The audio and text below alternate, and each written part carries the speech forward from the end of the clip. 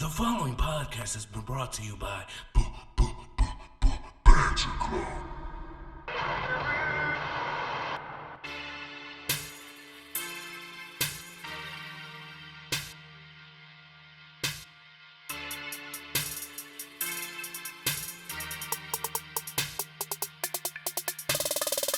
Oh, ladies and gentlemen, boys and girls, children of all ages, Ramblemania Show proudly brings to you. It is I, one half of the longest reigning tag team champions of the world, the Angel Death 6XL, joining me as always. That would be I. The other half, the longest reigning Ramblemania tag team champions of all the times, TJ the Great. TJ the Great. Of course, we are the Banter Club.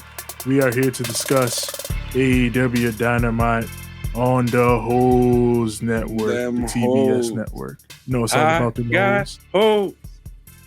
I got hoes. Tell me where. In different area codes. Damn right, motherfuckers. Don't forget. Yeah. Nate Dogg, he had them all over the place. Rest in peace, Nate Dogg. The OG, the legend. R.I.P. dog. But yeah, of course, we talk about AEW Dynamite. Before we do that, talk a little bit about some of the news items that popped up throughout the week of pro wrestling. And let's start. It's another WWE to AEW jump. By God, it's happening again. But this time, it's on the agenting side of things. Pat Buck apparently works for AEW now. The guy who probably produced the corniest match of WrestleMania. So this is funny because I read this in the Observer and they were talking about, he gave in his notice after he did WrestleMania, and he worked WrestleMania and he helped produce Brock Lesnar versus Roman Reigns, the main event, and Charlotte versus Ronda Rousey. Also ill. Yeah. Not the best endorsement for a guy who you're bringing in to, I guess, be a producer for matches. I mean, they're main event level matches, but they weren't great matches. Nah. I remember those two matches. I was like, what? The Roman match, I was like, what? Even though there's still the speculation that he might have got hurt and nobody wants to talk about it. I mean, maybe, but I mean, even apart from that, it wasn't good. Anyways, you get my point. I was like, okay. And then fucking Ronda versus Charlotte was probably the most boring thing. Yeah. But I mean, I digress because I'm sure Pat Buck's hands weren't the only hands in those pots. Like with those matches, I'm sure there was input coming in from other more important people. The old man. Yeah, because that's, especially with Brock and Roman, that's the fucking main event. They gotta do like 3 suplexes. They gotta do Superman punch and Superman punch and you gotta do the goddamn Vince. But Vince, we're not building anything. Who cares about that, pal? You gotta do the moves. It's the moves. I thought it was indie wrestling that just did finishers all the time, but I digress. No. Staying on WWE, apparently these monsters are at it again. WWE, the most innovative force in sports entertainment, they are now building matches through sitcoms. We got So for anybody that watches Young Rock, the sitcom about the Dwayne coming up as a youngster, leading up to his wrestling career on NBC.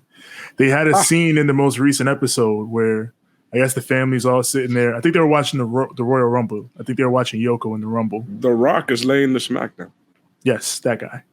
So the young version of that guy, he's there with his family. And then little baby Roman Reigns is running around the room. Little Joe, he's running around. He's like, hey, somebody give me a Samoan drop. He looks at the camera and goes, acknowledge me. Which gave me a little chuckle. He points. Yeah, that gave me a little chuckle. And then it showed like his stat line. It's like, that's my cousin Joe. You know him as Roman Reigns. Yep. Then he's like, let's have a match. Let's have a match. And then Rock is like, no, we can't have a match. A match like that can only happen at WrestleMania. Which is rumored to be the place where The Rock might be put into the Hall of Fame. It's also rumored to be the place where Batista might go into the Hall of Fame. It's also a place that is rumored that Triple H will be going into the Hall of Fame. And it's also a place where The Rock is currently working all the time. So, yeah, there's rumors. Yeah. And how long we've been talking about this? For like a year now, I feel like. They want that match. They want Rock versus Roman Reigns for WrestleMania. Since Roman turned heel, I think in my head I was like, since he coined the phrase, Tribal Chief, it feels like since then, it feels like that's what the whole thing has been built into. Mm-hmm. And even with this, the tribe is all here in this little scene, and here's little baby Roman Reigns. Acknowledge me. You know, it's funny when the whole family goes, I'm like, what? Yeah. I'm like, what that's what y'all really do that? I feel like they took liberties with depicting the Rock's family. Yeah. That'd be funny though if little baby Joe was really running around like acknowledge me, and that's where you got it from. That would be hilarious. Yeah. That was obviously thrown in for the lulz. Yeah, like that's his catchphrase. We got to put that in there so people know. Acknowledge me. If not, they're just gonna be like, "Oh, look at that cute little Samoan boy." Yeah. that's one of Rock's little cousins. Yeah. He looked adorable as fuck, though. It was a cute scene. They picked the little chubby kid, as a kid who grew up chubby, and is a very large man indeed. When I see chubby kids, I'm like, yeah, they should have had more of those on TV when I was a kid, so I wouldn't have felt so isolated, you motherfucker. I feel like the heavy set kids they would have on TV were like dicks. Either they were bullied or they were bullies. Yeah, they were 9 out of 10 of the motherfuckers were dicks. Yeah, they're fucking bullies. Like the ones that were shaped like me, at least. Yeah, they'd walk around fucking, give me your lunch, you dork, and shit like that. And I'd be like, I'm not fucked up like that. That ain't right. I don't like these kids. These kids are assholes. Why am I always the villain? That's how I felt for a while. Sometimes they were like the cool, like spunky leader type, which is what I always like. That's why I always like Spanky. Yeah. You know, Spanky and I mean Mikey from Recess. Yeah, Mikey from Recess was a good one because he was like a poet and shit. He was poet. He was smart. He was very artistic. Yeah. He was dope. Yeah. And then TJ Detweiler was a little chubby too, but he wasn't like big. Yeah, he was just, a regular sized kid. He was your average kid, basically. Let's talk about the rating.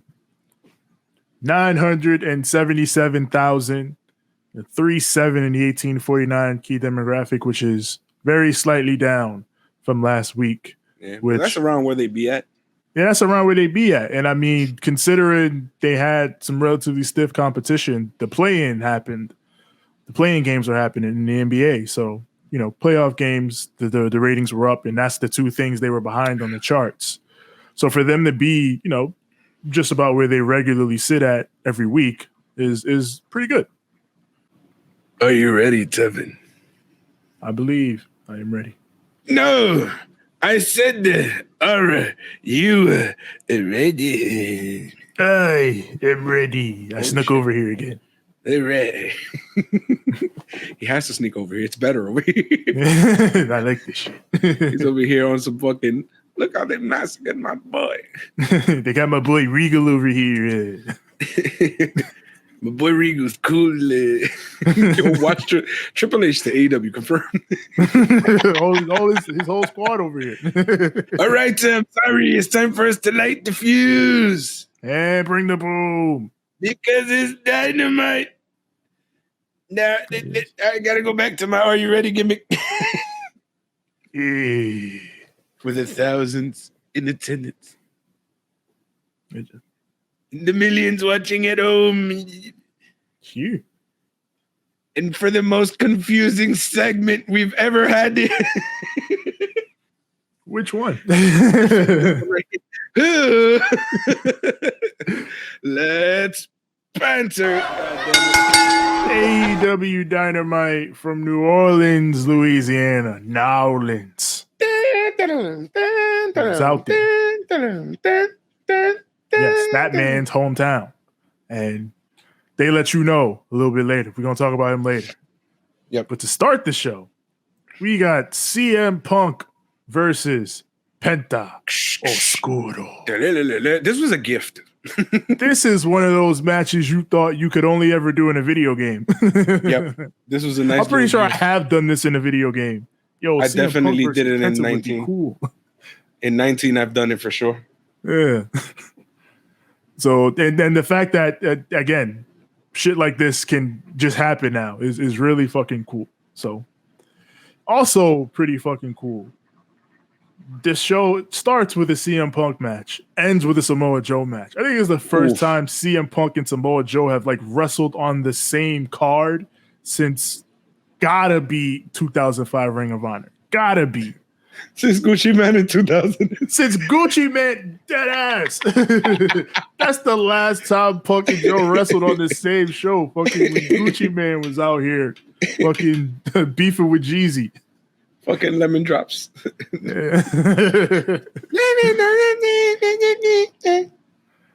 So that in itself is fucking crazy. But yeah, this match starts. It's Cero Miedo versus CM Punk. By the way, he had a pin. Punk, yeah, he kept pointing to it too. He kept pointing to it, and I wish I knew what that was. I was looking around for answers, but I did not find anybody with answers. Yeah. So yeah, find out, guys, if you know what the fuck is that pin. I'll zoom into it, and yeah, because he was pointing like this thing and right also, here. This is what it's about. Penta's fucking entrance. Penta's entrance is the scariest shit. Shit, evil. Yo, and then you just see Punk like, and Penta's over here like, creepy, spooky. I came out of a grave. And Alex Abrahansis is still deaf from Bill and Ted. Yeah. Yo, as long as Penta is fucking dark, Alex is gonna be dark. I respect it. Yeah. By the way, there was a lot of lights out today. I don't. Yeah, they did a lot of that, and we're gonna talk about where they shouldn't have done it later. Yeah. But that. Oh no. Yeah.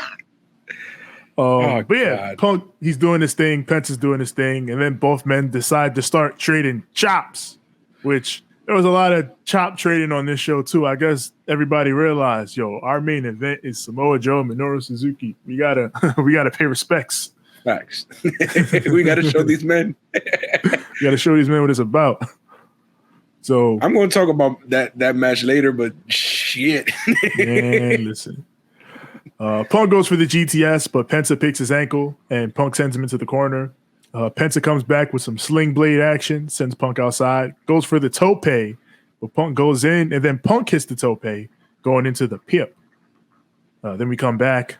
Punk has Penta up top, and he sets him up and goes for a Frankensteiner, but oh my God, did he whiff on it. I was fucking shook. I was knee, like, oh bro. my God. I thought his knee gave out. Yeah. And the commentators like covered it up because they were like, "Oh yeah, Penta was working on the knee. He was working on his leg. Remember? Yeah. And I'm over here like, nah, bro. I think he legit tweaked his fucking knee. He might have been like selling the rest of the way or whatever, but he fucked that spot up. I remember the ref went and checked on him. Yeah, the ref was telling him, "You all right," and then they went back and forth, and then after that, Penta walks towards the ref and like talks to the ref right quick, and then I guess the ref tells him he's all right, and then he runs up to Punk and kicks him in the back. Yeah. He puts the boost to him, and they start working again. Yep.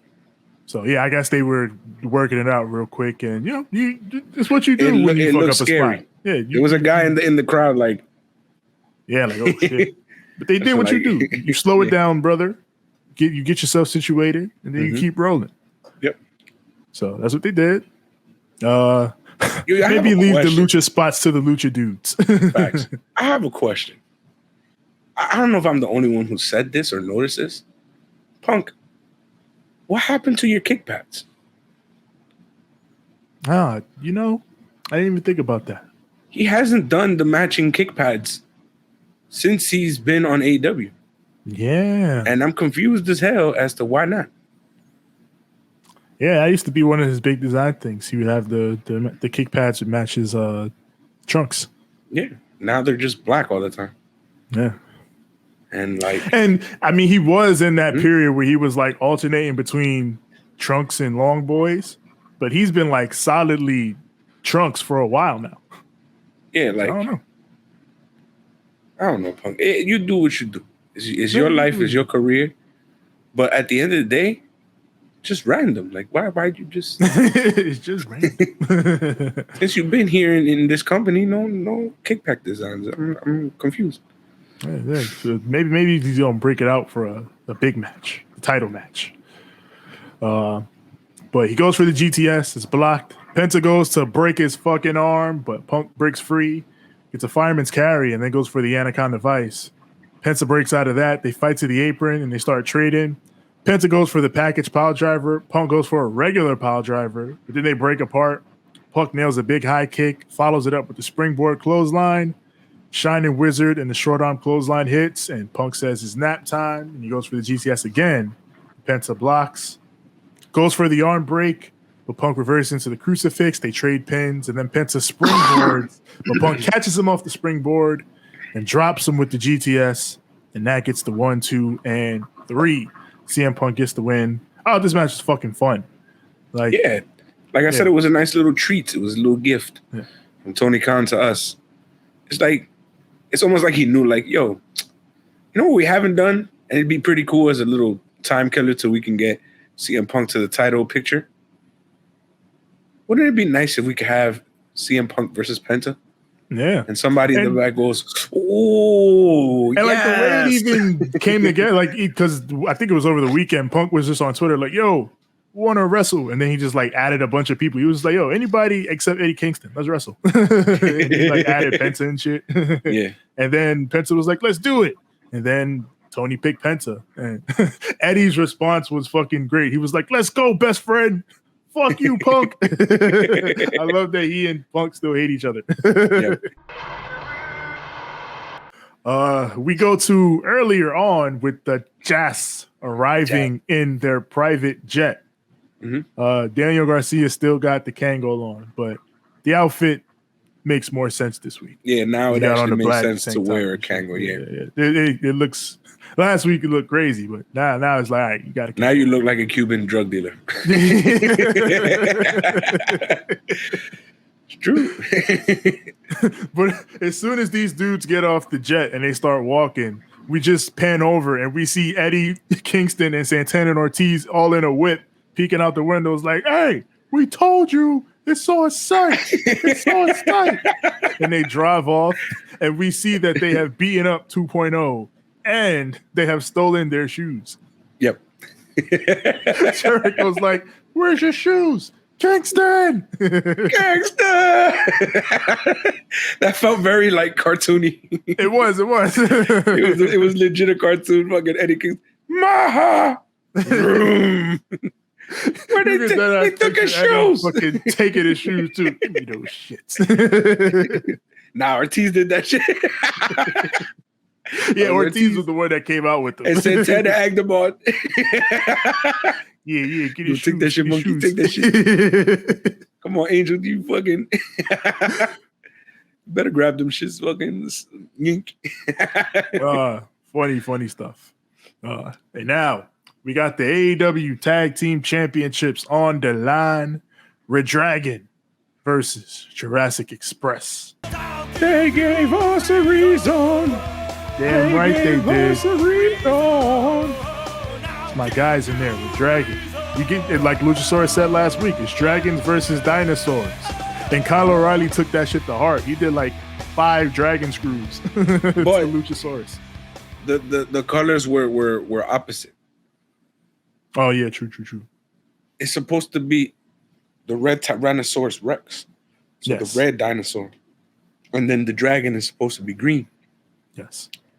But, shout out to Thomas Oliver. Like if he's a real person. Jungle Boy tries to come back, but Kyle locks on the cross arm breaker. He goes for an arm drag, but Jungle Boy Tiger feints through the ropes and then makes the hot tag to, as JR calls him, the Lizard Man. So the Lizard Man is in there running wild. Fucking, you watching Spider-Man and fucking the Lizard's over here like, man, he's not me. Right? No, that's not. I'm Doc Connors, bro. Yeah. I got one arm and shit, bro. He got two. I can't do that half human, half. I have to be like full lizard. Yeah, I can only be arm. one or the other. I can't do the both thing. That's crazy. He's special. Oh God. So Luchasaurus, he runs wild, does a double choke slam and the moonsault on Kyle. That gets a 2. Then ReDRagon takes over. Jurassic Express comes back. They hit a side slam elbow combo for a 2 count. Then ReDRagon comes back, hit the butterfly suplex lung blower combo into a submission. That gets broken up.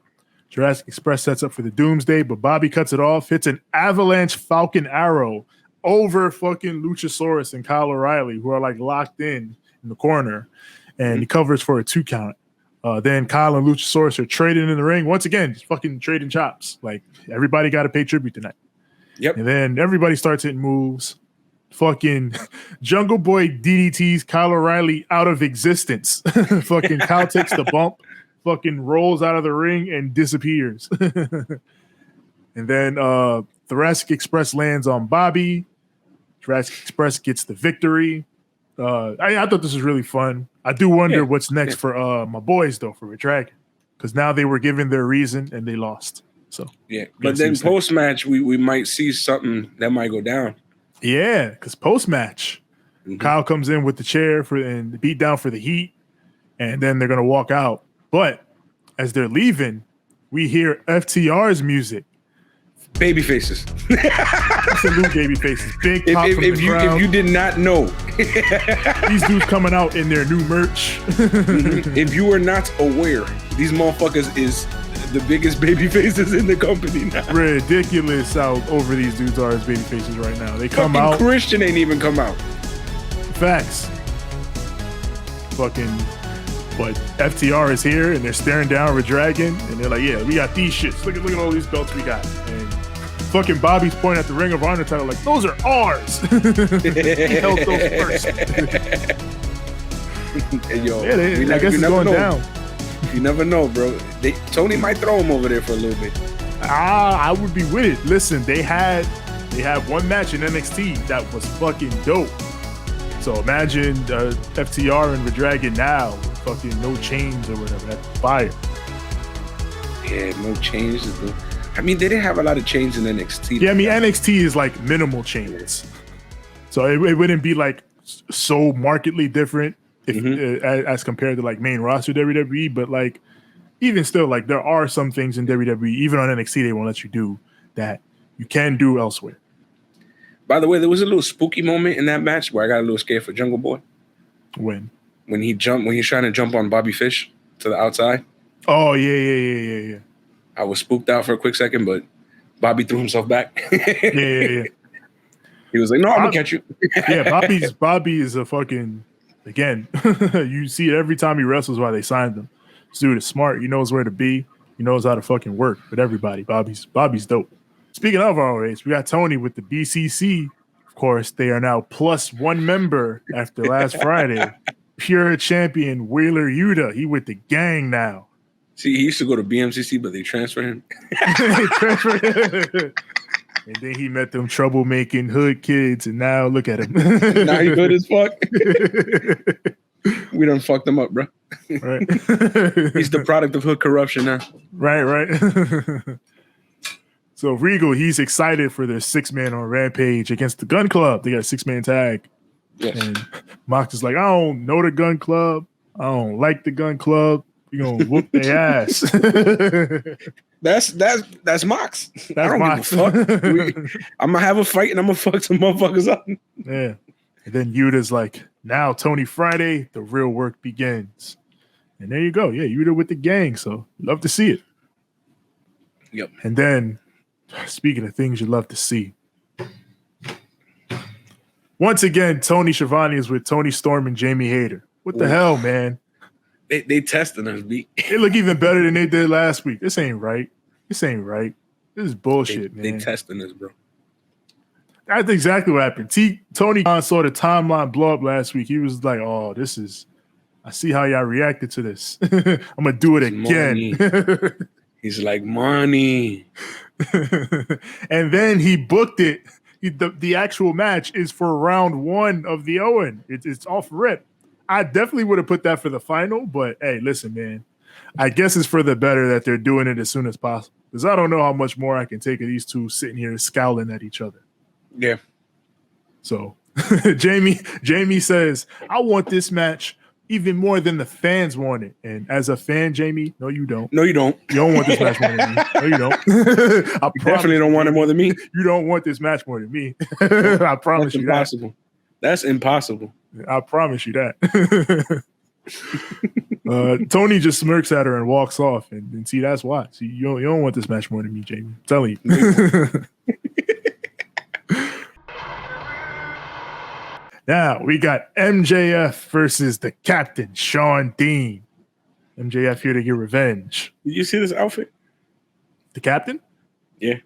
Yeah. I don't know. I felt a little weird about that outfit. I was like, what's going on here, bro? Got a new situation? G.I. bro. Yeah. It has some G.I. bro vibes. Yo, I noticed last week when MJF was on commentary, he was like, Excalibur, you're always plugging that damn Rats in the Kitchen show. Why do you always do that when I come out? And then I noticed this week, the second MJF came out, Excalibur was like, Rats in the Kitchen now on TBS. I'm like, yo, he really does plug that every time MJF comes out. Who was that thing? That thing Jim Ross was like, I'm a chef. Jim Ross was like, I'm a chef. I need to be on that show. I'm like, what? You do got barbecue sauce. Yeah, I guess he really is a chef. I guess he's really into it. Damn, yo. Keep those rats away from your barbecue sauce now. You know what's on my screen right now? Damn, yo, sheesh. You know? Oh, them two? No. Horny jail. No. 2 weeks of horny jail was enough. No more of this, Tony. Don't do it again. When they have the match, we're going to cry. yeah, enough. It's going to be the most beautiful thing. Yeah. MJF is doing this thing early on where he has zipped his Furberry into his jacket, so he's struggling. He's like, it's bullshit, bro. This motherfucker, and I knew it was bullshit. I knew everybody knows it's bullshit, and they're like, fuck this guy, man. The ref didn't fucking know. The ref was acting oblivious as fuck. Well, you know, it's wrestling. The ref has got to be the one that counts. Has got to be the one that's fucking oblivious to it. So Shawn Spears is running up like, I got you, Max. I'll fix it. And, you know, they're trying to fix it. But then Captain goes over to Shawn Spears, and then MJF takes advantage, knocks him down. And then, of course, I was fine all along. He takes the scarf off and he goes, oh, I just needed to take the scarf. Motherfucker. Fucking asshole. Did you notice that even now his elbow pad has Furberry? Yes. This man he's becoming a walking fucking Furberry advertisement. So this was a little bout that I mean, they did a little back and forth and about like 3 seconds. Quick. Yeah. And then we cut to the back. Mm-hmm. Where there are dead security bodies. And usually when there are dead security bodies, behind that is Wardlow. By the way, there's one with no security guard shirt, which is why I was like, I didn't notice that at first. I did notice. That was the first thing I noticed. I was like, damn, yo, he fucking took his shirt? What the fuck? And then I was like, of course he took his shirt. Yeah, cause the crowd starts chanting for Wardlow. MJF's looking around like, oh no, he's fucking coming. Where is he? And he goes outside. He's standing by the barricade. He's asking for security. Some yoked up dude in a fucking AEW security shirt walking up behind him, and a COVID mask. He takes off his mask, and of course, it's Wardlow. And the crowd starts going crazy. There is one dude that like didn't know it was Wardlow until Wardlow was like right next to him. He was like, "Oh shit, it's Wardlow."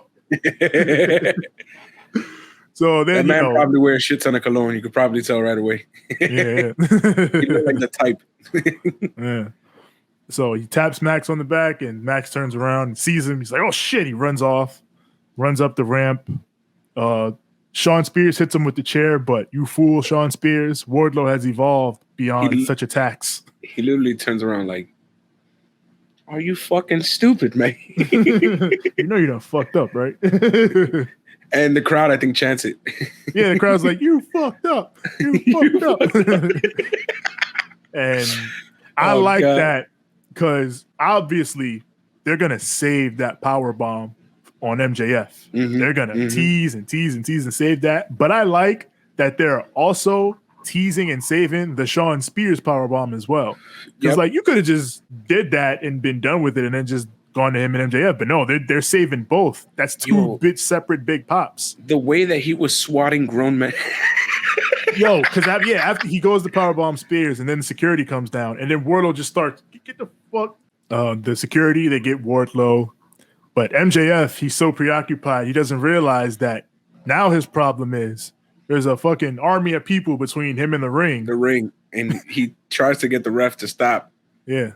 I'll like, pay you. Tony Khan's paying you, I'll pay you triple. Just don't count to 10. And then Bryce is like, 10. If I was Shawn Spears, I would have been like, "That's my gimmick." What the fuck? He hit him with a chair. Yeah. But yeah, Shawn Dean wins by count out. He is 2-0 against MJF. The captain, once again, the Pinnacle's kryptonite. Oh God, the Pinnacle cannot. They cannot handle the captain, Shawn Dean. They just can't, especially now with his GI Bro outfit. Right. I like that. I like that AEW is using countouts and disqualifications for fun stuff like this because they're rare. Like they don't often happen. So like when on those rare occasions that you do see like a countout or a DQ is going to be like for some storyline purpose. So I like that. Let's go now to post bell. Yes. Yeah. And they're all pissed in the ring. And did we go to the back? Wardlow is still killing fucking security. Like they're trying to pull him out of the building, and Wardlow just starts throwing dudes again. This was cool. This was cool as fuck. Yeah, this was dope. He runs up to the camera. He's like, "Max, it's not going to be over. I will never stop until you release me from my contract." And then he fucking throws the camera down, and it cuts away. That was cool. Yeah, that was dope. Wardlow's being presented to be Steve Austin. And it's cool. Well, a mix between Steve Austin and Goldberg, which I kind of because he has the Goldberg chant now because the moment this match started, Wardlow, the crowd is hot for Wardlow. Yep. So they are ready to see this man kill MJF. Yep. He's Steve Austin in the way where I fight everyone. Yeah. I will fight everyone to get my point across. I will fight. Yeah. This next thing, I don't know. It was weird. It was cool. It was weird. Darby? Yeah. Yeah, Darby's doing this film school shit. And then he's like, Andrade, let's have a coffin match. I'm like, oh shit, that's going to go crazy. So yeah, Andrade and Darby in a coffin match. Okay. If you remember, the AEW has had one coffin match. It was Darby and Ethan Page. That shit was crazy. So I imagine this will also be crazy. He was just he's very odd. That man is very different. And speaking of different, we go to Malakai Black. Yeah, then he does a whole little spooky dookie. Yeah. And his spooky thing is for Fuego del Sol. I thought he killed him already. He started talking about Fuego. I was like, wait, he's still feuding with Fuego? What? He wants to end that man. I don't know what he did, but he pissed off at Fuego. Fuego, you should have never. Yeah, whatever you did, Fuego, you shouldn't have done it. Yep. Now this man is after you.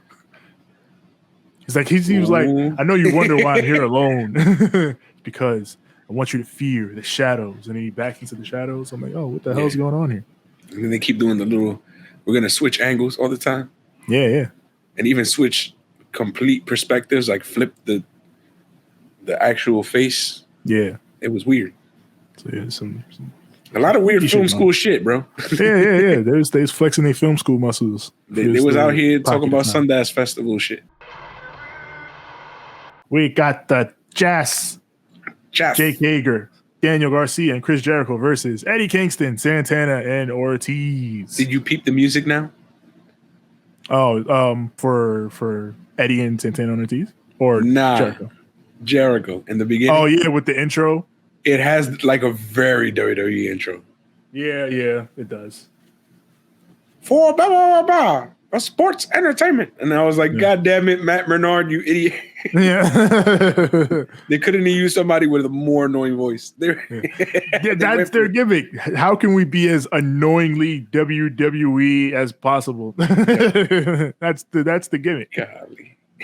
So the crowd is the crowd is singing Judas, and it's winding down. The music's going off. The camera finds this guy in the crowd wearing an Oklahoma Sooners jersey and a cowboy hat. Yes, and JR just goes, "What the hell? Wait a minute."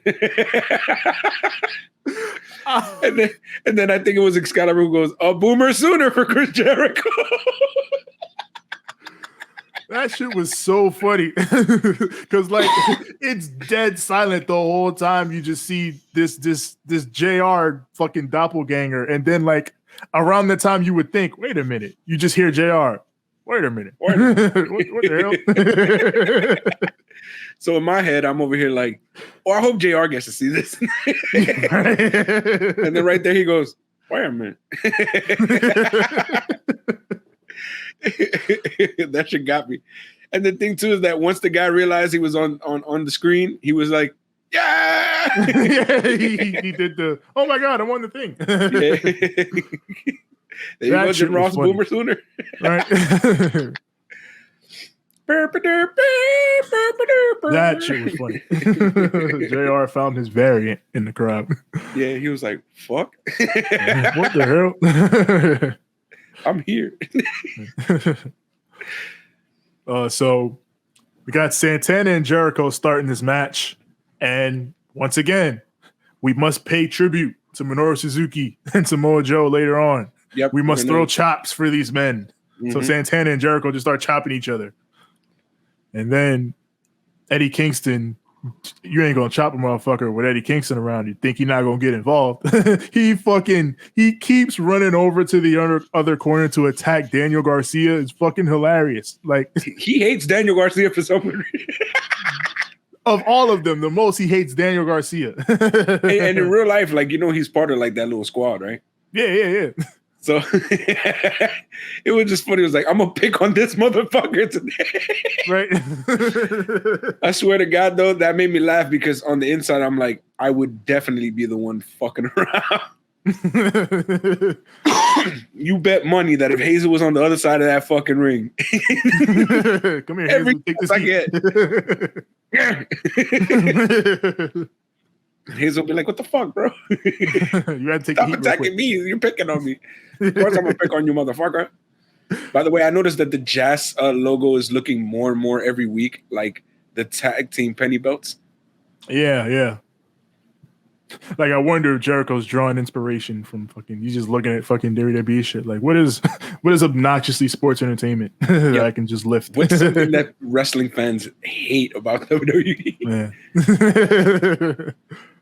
So they got the heat on Ortiz. Jericho, he does the come on, baby, the pinfall with the one foot in the chest. And then Eddie just runs in and fucking tries to attack Jericho. Like, yo, don't do that, the monkey. Yeah. And then we go to break off that. We come back. Ortiz gets the hot tag to Eddie. Eddie's running wild. And then he brings in Santana. And then Santana decides to get some Three Amigos action. Yeah. Three Amigo suplexes, then follows up with the frog splash. I guess 2 count. Then Eddie hits a tope on Hager. Fucking Ortiz, he sets up for the street sweeper on Daniel Garcia, but then, they start interfering. So then he just throws Daniel Garcia at Jericho because he sees Santana get taken down. So he's like, oh shit, fuck this guy. He throws him at Jericho. And then Eddie gets in with Garcia. 2.0 comes out. Garcia gets hit with the half and half. He goes for the back fist, but Jericho sneaks in, hits him with Floyd, gets the bat shot in, and Garcia gets the pinfall, the 1, 2, 3, and once again the heels stand on top. And poor Angelo Parker has no shoes still. Yep. Well, Funky Monkey had him. Yeah. Ortiz had his shoes, and I guess he hid them. Yep. And then Eddie had a thump shirt, which I loved. Yeah. Eddie had a thumb shirt on. Junkyard Dog references. There was a lot of cool references here to a lot of old school shows that they've had here.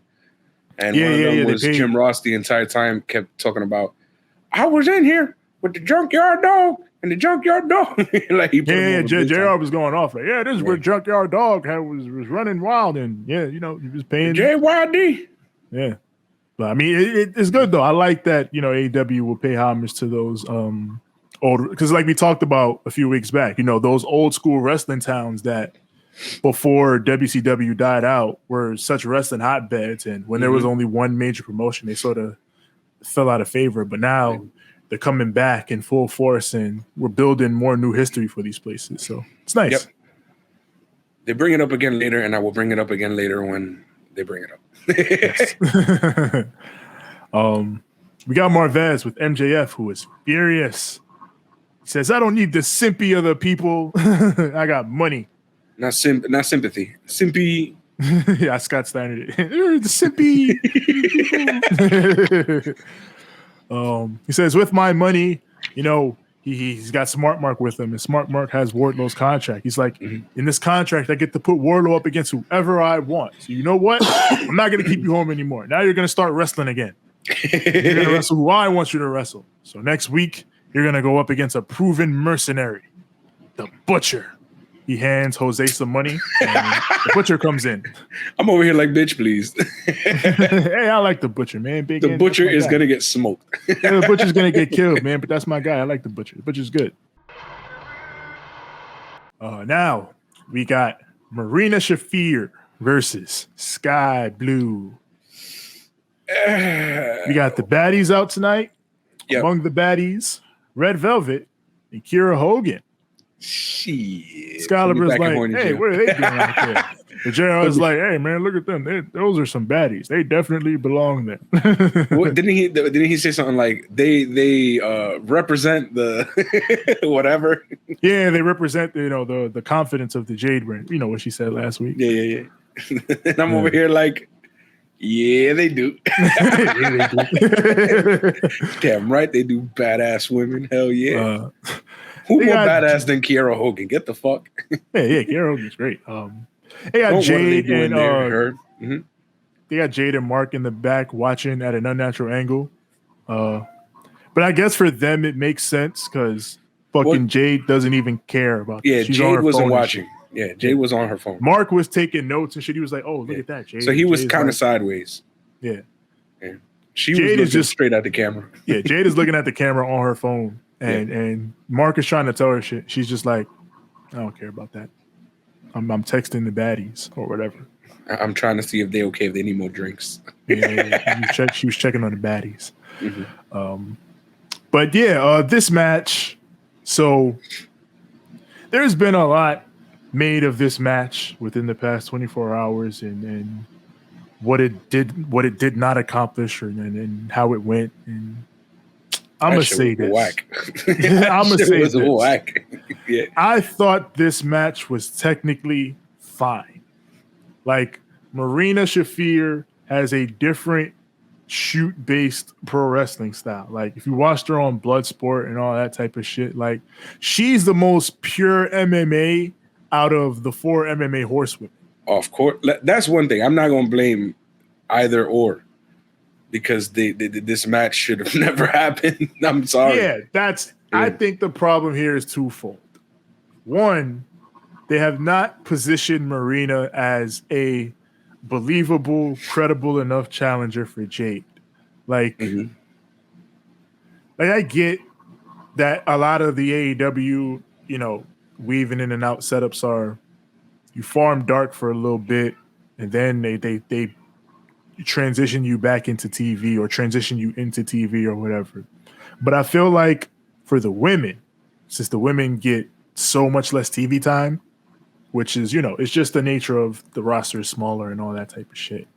But since, there's less time for the women, you have to be more careful with what you do with it. And I feel like they haven't done enough to position Marina as someone who people can believe is going to do anything to Jade.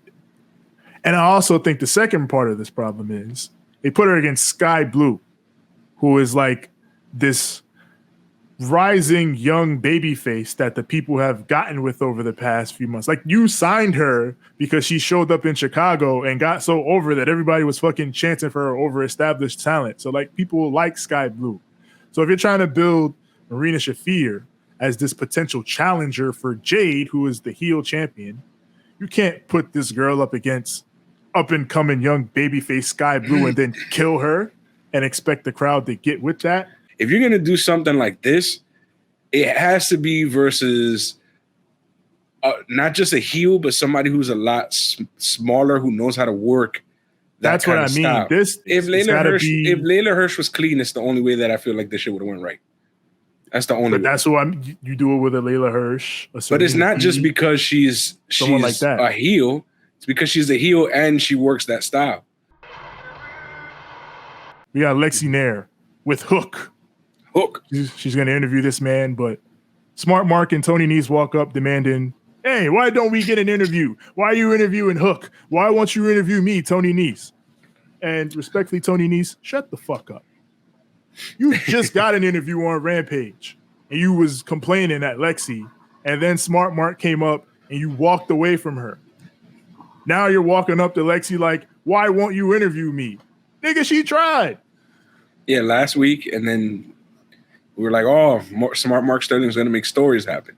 Get the fuck. I remember. And Lexi should now be like, get the fuck, you had your chance. I want to talk That's to what her. I would have said. Yeah, goodbye. I would have been like, I tried to talk to you last week, and you fucking left. Yeah, you so Smart goodbye. Mark. I want to talk to Hook now. You leave. So skirty. Yeah. So Hook, he steps up to these fools like, fuck y'all trying to do, but they back up, and we see behind them is Danhausen. Idiot. Once again, I'm gonna get him this time. Yep. And then Hook, he had like a medicine ball. He just tossed it behind his head, and fucking Danhausen caught it and collapsed because he wasn't expecting to catch the medicine ball. So he probably thought it was a regular ass basketball. Yeah, he probably thought it was like a regular ball, and then oh shit, boom! It was only 15 pounds too, which kind of hurt me because I'm like 15 or 12 or something like that, and I was looking at fucking Danhausen like, really, nigga? Well, I mean, this man was channeling all his energy into the curse, and then it fucked him up. When not only did the curse not work, you catching a fucking medicine ball, you gotta reflex. I would have just got out the way. Fuck the medicine ball. Let that shit fall. It's not mine. He was trying to curse him. I would have backed the fuck up, bro. I would have just been like, focused. I guess it takes a lot of focus to curse someone. Now we got Men of the Year in the back, and they're talking shit. Sammy's getting a rematch at Battle of the Belts, and I didn't care for this. Yeah, I didn't care. I hope Scorpio wins, and I hope this feud ends. That's my hope for this. I want Dan Lambert off my TV. I'm sorry. Dan Lambert can also go, but like, he's fine when there's no women around. Just don't get him away. Just don't let him cut promos with women. No, just goodbye. I would have been let him cut bro. promos on fucking wrestlers, like male wrestlers who he doesn't fucking whatever. But women, I don't even want him in that. Nah, he's fine with dudes, but he sucks with women, bro. He fucking sucks so much with women. If you're gonna have Dan Lambert on TV, use him because he's good at talking and shit. Just don't use him on that shit. Like, use him on shit that, like, the shit with Archer and fucking Hangman was fine. Fucking him, before this stupid ass Sammy and Ty shit started, they were fine. Fucking Dan Lambert was walking around like, I am also the TNT champion, and they were being dickhead heels, and it was fine. But then you started this shit again, and Dan Lambert started talking about fake titties and shit. Just don't do that. Dan Lambert is cursed, bro. That's what it is. Don't do none of that. Just get him away. Let him stand beside Scorpio with the belt on, and just be like, these guys are good wrestlers, and you guys are not. Now we got Powerhouse Hobbs and Ricky Starks versus Swerve Strickland and Keith Lee. This was beautiful. So yes, this is Ricky's hometown. So he is super fucking over. But it's the way, because I'm gonna say how it happened, so that way, you can feel. So first they play Will Hobbs theme, the intro of it, the do do do do, and they're like, hey, and the crowd's getting a little amped, and then Will Hobbs stops at the ramp, and instead of going down, he does like a little taunt or a pose, and then all you hear is. And the moment that the first hits, the crowd, and Ricky Starks was not expecting this. So when he comes out, he starts choking up immediately. Immediately, it was like, yo. And then they tell us a story in commentary where they're like, he was somebody who was displaced after Katrina. So he probably hasn't really been out here like that since like all that was cleared up, and the crowd was like, welcome home, buddy. Ricky knew he was getting that pop, but you think he knew, but not to this extent, because when he came out, he just immediately. But I think what set him off was because he kept looking down by ringside, and then I think that's when they said he had his family and shit out there, and then it went. I think you're right in that. It was a mixture of things, like the crowd, and then he saw his family and all that. But I think Ricky knew coming in, this is my people, because he been saying it all week. But even with that, like you would expect in that case, the crowd boos the other guys. They do not. They also like Swerve and Keith Lee. They go with the thing. Fucking Keith Lee got a huge pop too. Yeah. Shane Swerve Strickland comes out, and then Keith Lee comes out, and the crowd pops for Keith Lee too. Yeah, this was beautiful. What, we like all these dudes crowd. Yeah, we just like Ricky the most, but we like all y'all. Ricky getting choked up to me, like that gave me feels. Nah, that was great. He was trying to do his gimmick and shit, but he was so choked up. He was like, "Fuck." I think even Mr. Sooner himself did a little bit of a Louisiana accent. Yeah. He goes, Ricky Starks. I'm like, yeah. I'm like, let's go, Jim Ross. That's Ricky Starks. Yeah, I love New Orleans accent. It's kind of flamboyant. It's swaggy. You feel me? Yeah. They got good accents out there. They roll. I had a customer who used to come buy cigars that was from Louisiana, and he was very, very. He had a very swag, mon frere. Very swaggy, bro. Yeah, he spoke French too. He was telling me. Yeah. A lot of those that the whole French tie to that shit is real out there. So, this match is going. We come back from commercial. Keith Lee is running wild. He fucking throws Starks into Hobbs. They're double teaming Starks. Swerve goes for the JML driver, but Ricky dodges. Swerve takes Hobbs off the apron, goes for the rolling cutter, but Starks drop him with a big spear and a flipping DDT, and that gets a big near fall. They go to the corner. Swerve, he knocks Starks off the top. He knocked him off the top right into Keith Lee, who pounces him. That shit was crazy. Like Ricky hit the ground and died. Swerve is incredible. Swerve is awesome. And he doesn't get enough credit, but watching him in the ring tonight, like something about him in tag team action is different. Like he knew every little point of where to do certain things to like set it up for Keith Lee, and it was very dope. I didn't even expect it to be that dope. Like there's the segment where he's like holding Ricky Stark's arms, and then Keith Lee gives him that big old wow right in the chest. Yeah. Like the way he holds his legs back and he's all that. I love how he did that. That was pretty cool. It was dope as hell. I like his fucking then the spot of the match where fucking they go to the corner. They're fighting over in the corner, and then Swerve uses Keith Lee's chest to moonsault off of. Like he goes around and jumps off Keith Lee's chest for the moonsault. That should look crazy. Keith Lee is a fucking beast for even taking that, because I would have been like, ow. Shit. That's my chest. Shit. You got it. plant. A whole ass human just jumped off my chest like that. Yeah, you got plant and plant. Mm-hmm. So, but you know, at least he had the ropes to kind of like spring off of. Yeah. He has some help. But they go to the corner. You know what's cool though? During that spot, like you were saying, I like that you could see that they were having fun. Yeah. Like Keith Lee afterwards, like he like runs around and he's like, and then fucking Swerve starts dancing. Yeah, the whole time the crowd is going crazy. Mm-hmm.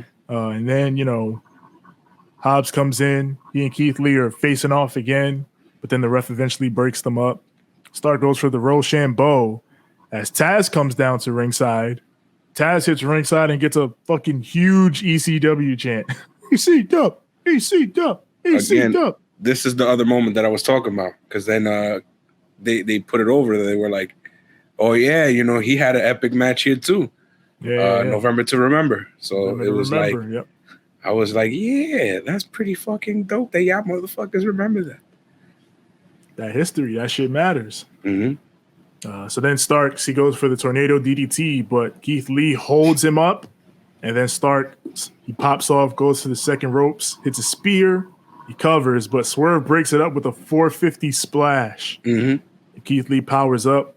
He goes for the pounce. He goes off the ropes, but Taz grabs at his leg, cuts off his momentum, and then Hobbs hits the big spine buster, covers for the 1, 2, and 3. Team Taz.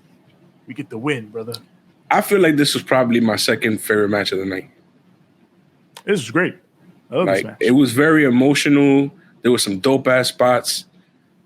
Like, this was I like this mix. I like these guys together. They work very well together. I like that. Yeah. These four, I mean, this shit, it was from the moment they set this up, I was like, these four together will be great. And lo and behold, these four together was great.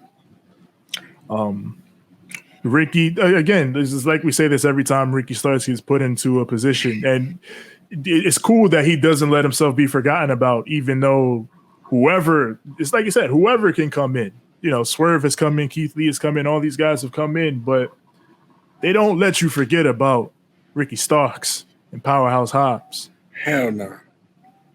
I like this. Wow, this was great. Will Hobbs, man. I know that W felt sweet as hell. I know that shit. My boy Will Hobbs was like, hell yeah. At the end of that match. That big dub. I love that for him. You know what I'm saying? Like, everybody here. I love the reaction that everybody got here. Everybody was loved. Everyone. These guys were treated like stars. All four of them. Yep. Everybody was a babyface here. Yeah. So that felt. See what I'm saying? But yeah, like they booked this right though. They built this and shit. All these motherfuckers is incredible, regardless. Again, second favorite match of the night. Yeah, this is great. Want to know what my first favorite match of this night was? Oh, it's coming up, I'm sure. Yep. Before that, Nyla Rose and Thunder Rosa did a segment. Fucking Nyla and Vicky were like, "Hey, here's a cake for your shortest title reign of all time," and Thunder Rosa was like, "Get this shit the fuck." Thunder Rosa literally said, "Do you think I'm stupid?" in Spanish. Like, do you think I'm stupid? And fucking. Is that stupid? Fucking throws it right in her face. Yeah. Fucking Nyla gets cake face. I'm like, goddamn. Fucking Nyla got cake face. She tried to punch her. Rosa ducked and she hit Vicky. Vicky took the slowest bump ever. No, the slowest bump ever was whatever the fuck Vince McMahon was trying to do with that stunner. Oh yeah, true. Vicky took a light bump, and then fucking Nyla and Rosa had a brawl and whatever. Yeah. I don't feel like this segment really was needed, but it was whatever. Nah, but we had another Nyla being hilarious and then saying "bitch" at the end of it. Bitch. That's all we really want. That's all you need. That's all you need. You could drop all that extra shit from the next segment and just have Nyla like run up on somebody, beat them up, and be like, say something funny, something funny, and then bitch at the end. Yeah. She'll come up with something. She's funny. So yeah. Yep. She's hilarious, bro. Yeah, she's funny. So she Yeah, it still bothers me. Some people on the internet are such fucking dickheads, bro. Well, you know. Fucking. You have Lince Dorado pull up on them. He seems to be the fucking internet problem solver now, Lince Dorado. It's time for the main event. For the Ring of Honor World Television Championship. Samoa Joe versus Minoru Suzuki. Listen, man. Ring of Honor fucking title getting defended on national television in another promotion. Samoa Joe versus Minoru Suzuki. Mm-hmm. This whole situation is cool as hell. And if you disagree, don't fucking talk to me. Like, I want to hear shit you got to say, honestly. I didn't know anybody didn't like this. I'm not saying anybody said this, but I'm just, man, listen.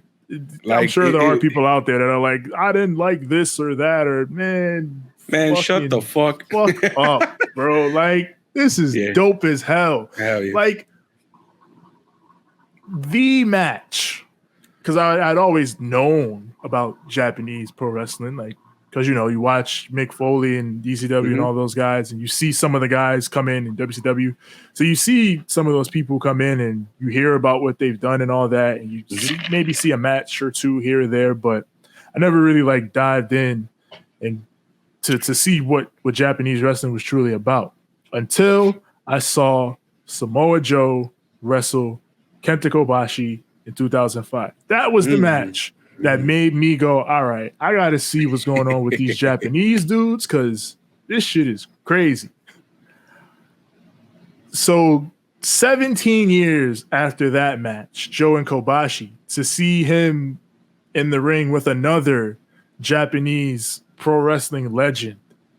And now they're both recognized as legends because back then, because that was one of the cool things about that match. Like when you learn about that Joe Kobashi match, Kobashi was going to go in and play like an evil foreign heel because he didn't think the American fans knew him like that. But then he came on and got a huge pop and reaction from the crowd and was like, what the fuck? These people know me? Hell yeah. Yeah. And then, you know, he and Joe worked the match as they worked it. But now, you know, all this time later, now he and the crowd knows Suzuki and you expect them to know Suzuki. It feels like that match in a lot of ways laid the groundwork for a match like this to be able to happen in the modern day. That's cool as hell. So yeah, Samoa Joe and Minoru Suzuki. How does this match start? How do you think? Chops. Well, before that, in the entrances, something that had me like kind of like I found very funny. So of course, you know, Joe comes out, he does his gimmick. It's basically the same thing it's always been.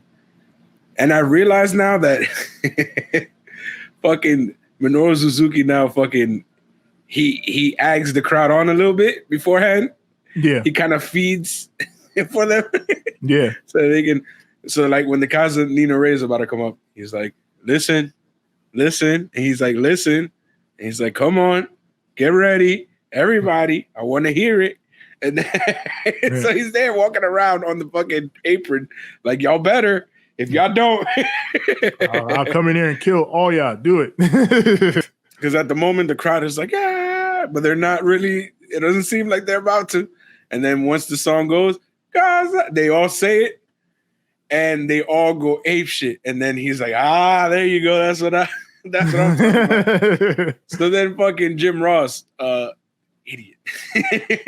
He goes to Excalibur. He's like, so what does Casanina Ray mean? Excalibur goes, something about the wind. But what does it mean? Shut up, Jim. He's like, I mean, you got me. You stumped me on that one. That's all you're trying to do. I'm gonna figure out what the hell this guy doesn't know. And then he looks at Skye and he goes, you see, we finally stumped him. We got him. Shut up, Jim. Not during Then Excalibur goes, I'm not gonna hear the end of this, am I? And then fucking Jim Ross, you damn sure not. Yo, the back and forth right there, yo, just killed me. Kaze Nunare me. Shut up. Something about the wind. I stumped you. You hear that? We stumped him. We got him. Oh, Gentlemen, God. we got him. Finally, yes. You just have to talk through Suzuki's entrance to do it. So let's talk about men slapping the absolute shit out of each other because yeah. Joe and Suzuki just start fucking like legitimately the first like 3 minutes of this match is just them chopping each other until they're purple. Yes. Once they are purple, then they start wrestling. They chop each other. They go outside the ring. Mm-hmm. They chop each other outside the ring. Mm-hmm. And then they go back in the ring and chop each other some more. And then they decide, all right, let's actually wrestle now. I've chopped you enough. Mm-hmm. So yeah, now they're wrestling. They mix it up through the pit. We come out. Suzuki goes for the gotch pile driver, but then he's like, he lets Joe go, and he's like, let's fucking start chopping again. I'm like, oh shit, let's go. What chops? I think Jim Ross brought it up in the commentary. It's like, oh, they got a lot of strikes in here. Yeah, there's a lot of strikes, big strikes going on. Oh God. Fucking Jim Ross the whole time was just like, he was critiquing this. He was being mad critical about it. I'm like, Jim Ross, just enjoy it. Stop being a weirdo. Yeah. You knew this was going to be like this, Jim. You've seen enough of these. They're going to kill each other. It's going to be fun. Just let it rock. So Suzuki ducks out of the chop fest, tries to put on the sleeper, but Joe side slams him. They fight to the corner. Suzuki's placed up top, and Joe goes for the muscle buster, but Suzuki locks in an arm bar. But then Joe breaks free, is able to get him up on his shoulders, and then he drops him center ring with the muscle buster. It's the Kinnikuman buster. The Kinnikuman buster, yes. The originator. We gonna go back to fucking Ultimate Muscle. Yeah. Ultimate Muscle. So yeah, Joe finishes Suzuki, gets the win. Your new Ring of Honor World TV champ, Samoa Joe. And now, like they mentioned on commentary, he has completed the Ring of Honor Triple Crown. He has been world champion, pure champion, and now TV champion. Mm-hmm. It was beautiful. If only the show ended there. Yo, this shit got me mad because I'm like, this is probably one of the fucking craziest, mean, beastly ass matches I've seen in a long time, where these two motherfuckers just fucking beat each other till they were purple. Fucking mean, bro. Samoa Joe had a lump on the side of his head. Like these motherfuckers was killing each other. And then it beautifully ends with Joe finally, getting that adulation. And I was like, yo, go off the air, enjoy it. And then the lights just go out, and I'm like, I start thinking about that song with Five. Oh, when the lights go out. Baby, when the lights go out. And I'm just like, well, before the lights go out. This is this entire show, bro. Yeah, this entire show lights out. Before the lights go out. Yeah. Lethal and Sanjay, they were in the crowd watching, and they come out, and they're like, oh, yeah, congrats, Joe. And now, like we said, we got a gift for you. We're gonna give you your big gift, and they got a gift box, and they open the box, and it's what it is. That was the gift.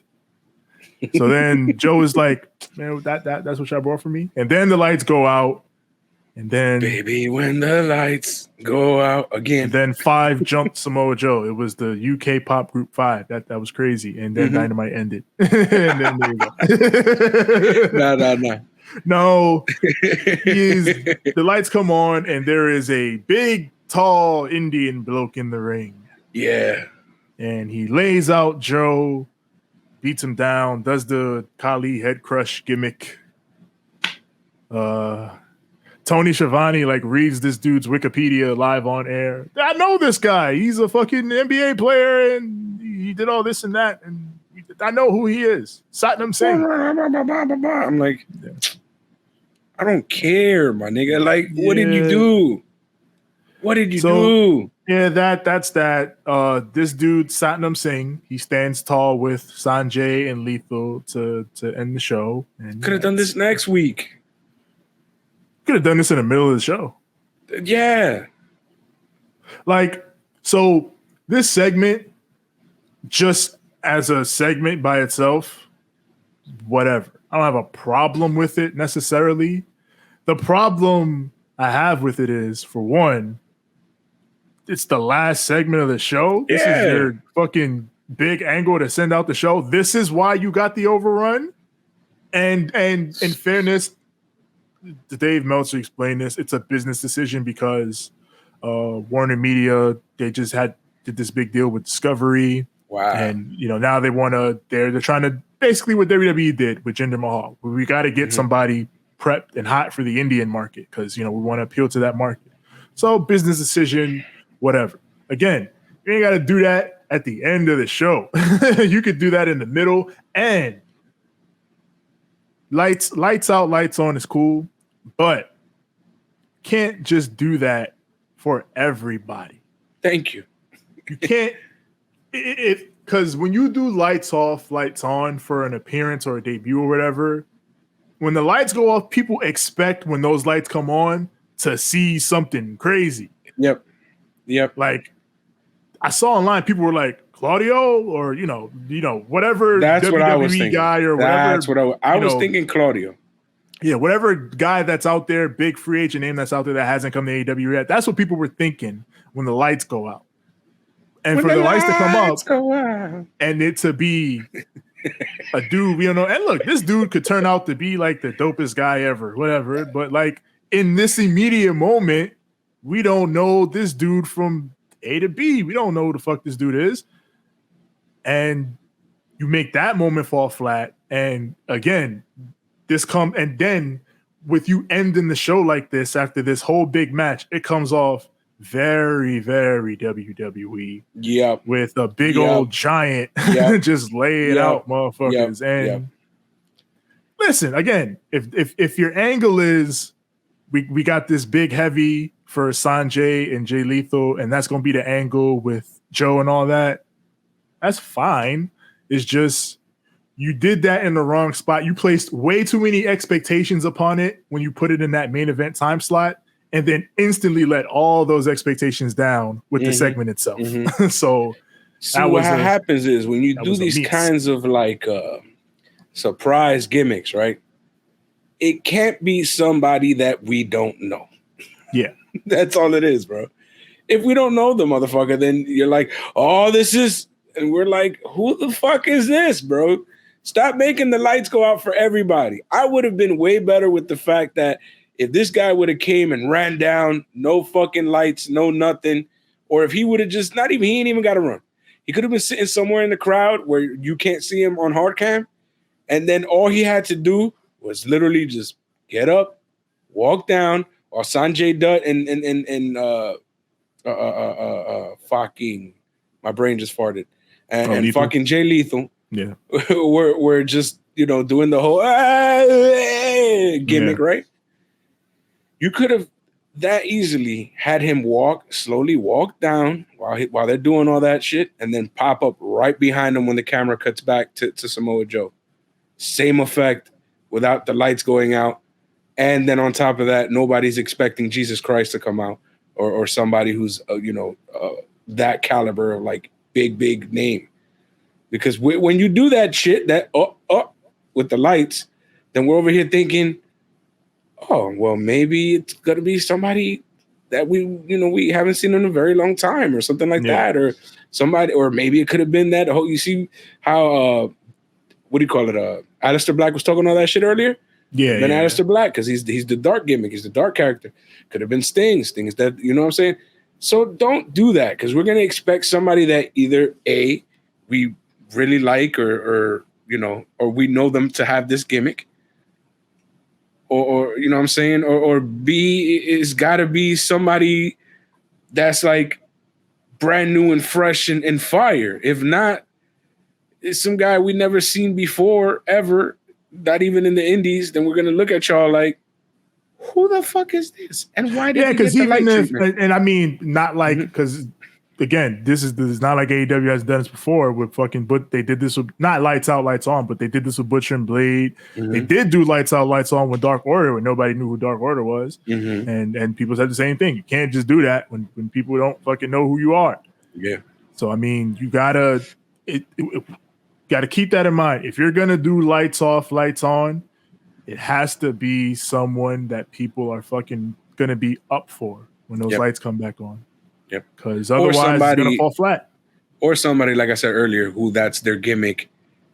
You know what I'm saying? Somebody who, all right, then, it's Sting, then, you know. Yeah. Either somebody who we know from this show, or if it's somebody new, somebody who is going to excite the crowd. So, yeah, like you said. Everything I said, but abridged. So, yeah, I mean, I thought that's Dynamite. I thought this was a really good show. It had its hiccups. Poor old Marina, Shafir, and Skye Blue. Shit, man. God damn. Don't ever do that again. Don't do that. Don't do that. If you can't do it the right way, because I don't know, in my heart of hearts, I feel like that was supposed to be Layla Hirsch. And because she's injured. It actually probably was, and she got hurt. Then just don't do it. You feel me? Don't do that match. You would have been better off not doing that. Like, I get you got to do a Marina match because you got to set her up for Jade, but I don't know, something else. Not with Skye Blue though. Yeah, not with something else. Something else. Like, yo, Red Velvet was right there, bro, and she just turned heel, fresh. Red Velvet, fucking. Well, I guess that's why you don't do Red Velvet, because she just turned heel, right? Well, that's why I would do it, to double down. I would have her come out here and talk her shit, get in Marina Shafir's face, and Marina Shafir's just like, and she keep talking her shit and getting attitude and blah, blah, blah. And Marina Shafir's just like, and then boom, you have her do the little shoot punches like Shane and shit. Yeah. And you have her fucking roundhouse kick her a few times, and you have her fucking slam her around, and then you get the pin right away. 1, 2, 3, done. Even that though, I feel like that's a much better idea. But even I feel like at this point in the game where we're like almost there to the match, I feel like it's too late. Not too late, but you should have done it sooner. Yeah, you were gonna do it that too. Yeah. But again, we don't know the time that they had. Yeah. We don't know what time they had. So like, you could do it whenever. But I just mean, like, if you're building that story, then that's definitely a step that should have been taken sooner. But in general, I feel like that's the whole thing with Marina. They're trying to get her over, but they haven't been able to do it right so far because they haven't been able to put the proper people in front of her to build her up. I'm going to make you laugh right quick because I'm laughing because I'm thinking about something in my head. What? So you see when I think it was either Sanjay or Jay Lethal who threw the towel over Joe's face. Oh, yeah. The place where his towel was exactly where Minoru Suzuki was sitting in that corner. And for some weird reason, when they throw the towel in his face, he immediately rips it off of him and goes, and then he goes back to selling. So Minoru Suzuki must have farted on that shit or some shit. He's pissed on it, shit on it, fart on it, some shit. He must have played a rib, bro. Yeah, you get ribbed, kid. Go watch it. Go back and watch that little bit. The towel was on him for a second. The moment that he like takes a whiff right quick, he's like, "Oh, what the fuck?" Wow. Go back and watch. You're gonna notice it too, and you're gonna notice that it was in the same corner when Minoru Suzuki was sitting on, and he must have done some shit to that towel, bro. Get ripped, kid. And I don't put him. I don't put it. I don't. It's something that I wouldn't say he wouldn't do. You feel me? Because we all know about Minoru Suzuki. Hey, Suzuki ain't above jokey shit. He may seem like it because he's a badass, but nah, he ain't above jokey shit. He loves trolling motherfuckers. Yeah, everybody. Suzuki, they know. Yeah, he ain't above that shit. But yeah, Dynamite again, fun minus the couple of hiccups. That ending, not the best ending. Definitely gotta do something else there. But I mean, match was great. Main event was fucking fire. Yeah. Bunch of fun matches on this show. Some fun build. That MJF Wardlow story is going crazy right now. Just fun time. Just Wardlow is awesome. Clear up the hiccups. I'm gonna make this. I'm gonna leave this with some happiness. Wardlow is awesome. Samoa Joe is awesome. Hell yeah. Minoru Suzuki, GOAT. Hell yeah. Will Hobbs, Ricky Starks, Shane Strickland, Keith Lee. Nyla Rose is hilarious. Bitch.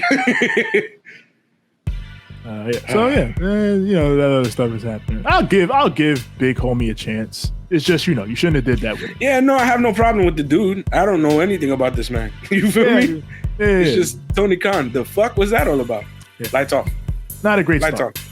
but we'll see what happens in the coming weeks. But everything else is dope. But yeah, that's the show. Do your thing now. Indeed, because you know where to find us.